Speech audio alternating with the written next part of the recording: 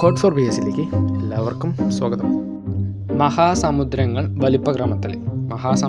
വലിപ്പക്രമത്തിലേക്കുള്ള കോഡാണ് പൈസ എന്നുള്ളത്. പി എന്ന് പറയുമ്പോൾ പസഫിക് സമുദ്രം, എ എന്ന് പറയുമ്പോൾ അറ്റ്ലാന്റിക് സമുദ്രം, ഐ എന്ന് പറയുമ്പോൾ ഇന്ത്യൻ മഹാസമുദ്രം, എസ് എന്ന് പറയുമ്പോൾ സദേൺ ഓഷ്യൻ, എ എന്ന് പറയുമ്പോൾ ആർട്ടിക് സമുദ്രം.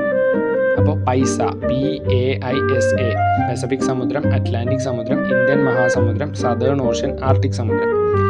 സമുദ്രങ്ങളെക്കുറിച്ചുള്ള പഠനമാണ് ഓഷ്യാനോഗ്രഫി. ഏറ്റവും കൂടുതൽ ദ്വീപുകളുള്ള സമുദ്രമാണ് പസഫിക് സമുദ്രം. ഏറ്റവും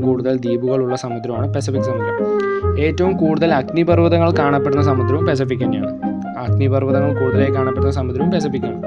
ഭൂമിയിലെ ഏറ്റവും ആഴമേറിയ ഭാഗമാണ് പസഫിക് സമുദ്രത്തിലെ ചലഞ്ചർ ഗർത്തം.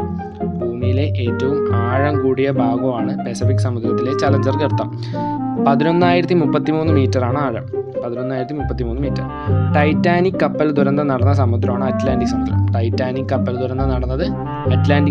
1912 ഏപ്രിൽ 14.